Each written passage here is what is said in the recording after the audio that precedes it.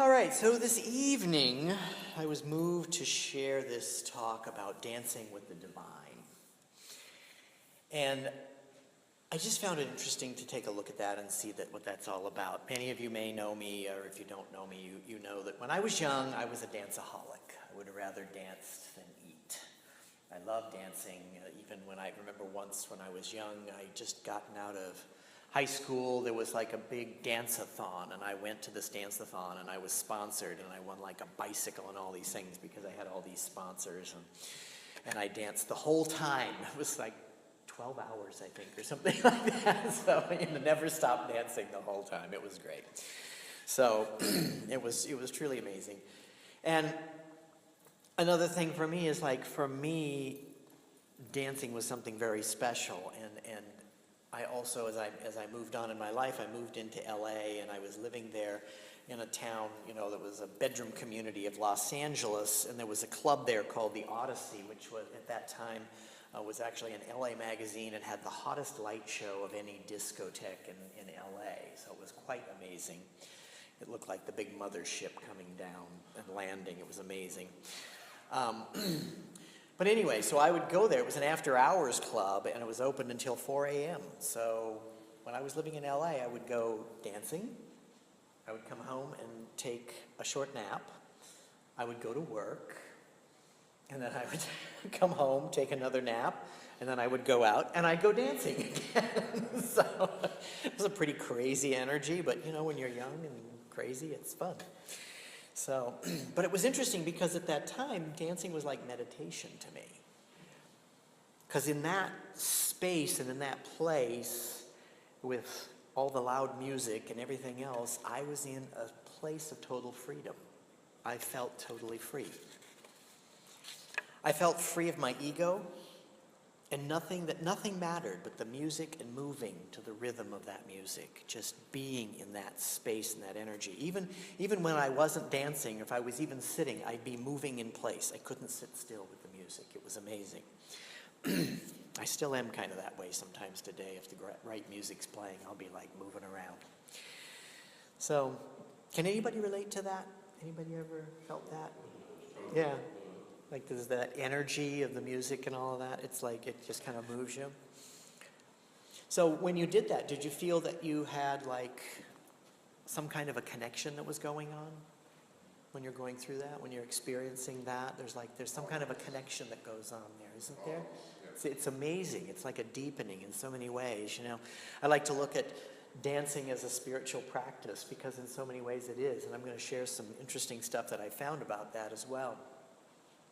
And I love this because in the song by Faith Rivera, the song God Is, there's one of the lines in there, and I love whenever I hear this one, I always just get excited when I hear her sing this line, and that's, when I dance, joy lifts my feet. And that's exactly it. That joy lifts my feet. When I dance, joy lifts my feet. So it's really amazing, and it's still a joy to me. So music lifts my soul and just seems to activate my feet. Does that feel like that's a possibility too? Like music just seems to lift your soul and your feet just follow along. It just like takes you away. It's awesome. So what it made me think of is I thought, well, I'm going to look up on the internet. I'm going to look up on the internet dancing as a spiritual practice and see what comes up. And so it was very interesting because like the first thing that popped up on the screen was the whirling dervish. And there's something really amazing about the whirling dervish, and I'm going to share more about them, but it always makes me think of my dad, because I wouldn't have known what a whirling dervish was, and probably didn't fully until recently, when he used to call us kids, when we'd be spinning in the background. You spin, how you'd spin and then you'd fall down because you were so dizzy, right? That we would do that for hours, and that was like, whoa, that was great when you were a kid. Well, he used to call us the whirling dervish, and we didn't have a clue what it meant. We just went on twirling. It didn't matter to us, but it's like now I can look at it and I can go, wow, that's fascinating. So when that came up, and if you've ever seen that, it's a beautiful, beautiful thing to see with the large white hats, that they wear, and these large kind of like skirt outfits and how they swirl, and they do that for hours without getting dizzy. It's a form of meditation. It's truly amazing. And yeah, you can go online and can actually see that kind of thing. So the whirling is actually done, as I said before, as a part of a worship ceremony. And what I found about this is it is a form of sama, or physically active meditation, which originated among Sufis. So it's among the Sufi teaching. And it was reported to have started with Rumi when, in his deep sorrow of the loss of his very close friend, that he would hold on to poles in the garden and at the temple and spin and speak his amazing poetry. Now, there's a wonderful symbolism in the costumes that they wear. So like the tall camel hair hat represents the tombstone of the ego. I think that's a really awesome thing. You know, it's like they've got all of this great symbolism, and I love symbolism. Then the wide skirt that they wear represents the ego's shroud. And when they begin, before they begin spinning, or when they're just about to begin spinning, their arms are held in. And this represents the number one, which stands for the unity of God in everything. Then, as they continue to spin, their arms gently open, and one palm faces upward. And this palm that faces upward is actually accepting God or Allah's beneficence. And then the other hand faces downward to the earth. And that's like as though they're drawing from that beneficence and they're spreading that beneficence onto the earth when they're doing their whirling. And it is in this process of whirling that their eyes are fastened to the hand that is facing downward. So they're connected to the earth, they're grounded to the earth as they're doing their whirling. Now here's the really cool part, because I'm always about the heart and love and all that. The revolving from right to left around the heart represents embracing all of humanity with love. That is pretty awesome when you think about it. You know, this came out of Islam. You know, this came out of the teachings of Islam, because that's what Sufi came from. It's the mystical teachings of Islam. So Rumi says, all loves are a bridge to divine love.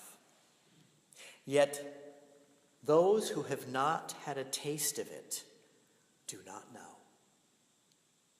I'm going to say that again because I think it's very powerful. All loves are a bridge to divine love, yet those who have not tasted it do not know. And it's so true. It's so true. So this is the part, again, as I said, of the mystical life of Islam. Now, there's actually lots of different Sufi dances that they do. They have all kinds of different dances that are a part of the Sufi tradition. A friend of ours, Reverend Deborah, is always, doing those dances in her center. Hopefully we will be able to bring those things here as we grow and start having Sufi dancing and all kinds of other things going on in our community to help us to grow, all at many different spiritual levels, because I think that all of these things help us to grow. So Islam is not the only religion that has sacred dance. I found a group when I was online. I continued to search, and I found in Santa Monica, California, there's a group called Sacred Dance Live. And they simply do spiritually based dancing. And so as you watch, they have a group of musicians who are kind of on a stage very casually with drums and different instruments and things like that. And they're playing this really wonderful, energetic music, and people are just freely moving and dancing.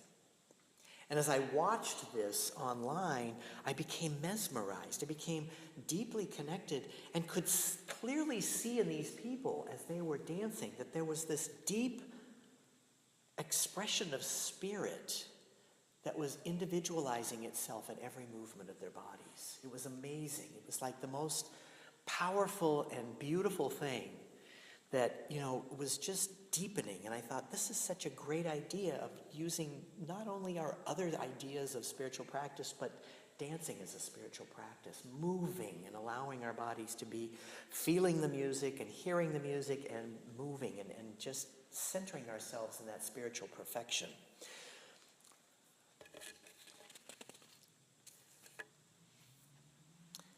And there's more than just moving our bodies. Metaphorically, when we are dancing with the divine, we do that when we speak as well. Like when you hear someone who's like a brilliant orator, you'll hear their words and you'll just be like, it's like this magical dance they're doing with the divine through their words, through their communication.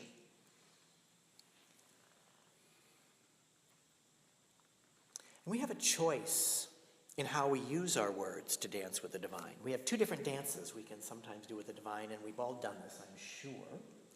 The first one, of course, is positive and a joyful experience where we choose words of praise and majesty and upliftment and good and clarity and joy and abundance and prosperity and, abundance, I should say. And then guy dance, right? So asking for the dance, right? So those are all things that we can choose. Now sometimes, and I'm sure many of us have done this, we can choose what I call the funeral dirge with spirit. And that's when we use words of negation like fear, or I can't, or I'm too old, or I'm too this, or I can't, that's not possible, I don't have enough money. Words of separation and limitation, words that are taking us to that other place. So we end up doing this really sad dance with the universe that we don't have to do. But we've all been there, I'm sure, at some point in our lives, right? Never, I know, just me, it's just me. So prayer is also a dance with the divine. And for me, when I speak of spiritual mind treatment, to me, it is like a dance of words. I love doing spiritual mind treatment because I love how it just continues to evolve and move and expand into different places. So it is like a dance to me. It's like a deepening that takes place during that. The visualizations, the feelings, what it evokes within us as we're listening to it. So as I continue to look up dance and dance with the divine, I found the following, and I think this is very powerful. This is a Rumi poem. And I just found it to be really moving for myself, so I wanted to share it with you. And it's known, The Dancing Cry of the Soul is the title. Love is the dancing cry of the soul, calling the body to worship. Like a shining whirlpool or a spinning mayfly, so I love among the skies. I leap across the mountains, madly singing the songs of all songs. I float through the ethers, intoxicated, thrilled. I think only of your love, your calling to me, and I dance the 1,000 dances of love, all returning to you. It is not the play of children nor the detached unity of wise sages, unreal, unnecessary. Where is the beauty? When I, like a glowing comet, may flash across the sun, laughing, singing with the joy of loving you. Wine makes drunk the mind and the body, but it is in love which thrills the soul. When I approach you, I feel the mad pounding of love, the singing wonder, the joy which opens blossoms on the trees of the world. Come to me and I shall dance with you in the temples, on the beaches, through crowded streets. Be you man or woman, plant or animal, slave or free, I shall show you the brilliant crystal fire shining within you. I shall show you the beauty deep within your soul. I shall show the path beyond heaven. Only dance, and your illusions will blow in the wind. Dance, and make joyous the love around you. Dance, and your veils, which hide the light, shall swirl in a heap at your feet. That's an amazing poem. And we know that that's a poem, obviously, about seeing the divinity. And in all those phrases and in all those words, how you can hear his connection to seeing the divine in all of it, in everything. It is so beautiful, except for maybe the wise man. He wasn't too crazy about them and the sages. It's like unreal, unrealistic. Well, he might have had a little bit of a feeling there. But it's powerful. And it's an amazing thing. And that's the thing I love about the Rumi poetry, is it deepens you into a place that you just can't imagine because of where he came from. So those many years ago when I was a danceaholic, I had no real sense of God. I used to say I kept the door to God open to crack. And that was all at that time, because there was a lot in me that was not liking God at the time. But when I was dancing, I felt its presence in every moment. Ernest Holmes in The Science of Mind says, it should be considered right to live and enjoy living, to be well, happy, to express freedom. It is in accord with divine law and wisdom. And this freedom that he's talking about is the freedom to be open and active and alive and dancing this dance of life in everything that we do. Dancing with the divine into our freedom. So in closing, I would just ask, will you have this dance with the divine in me as I have this dance with the divine in you?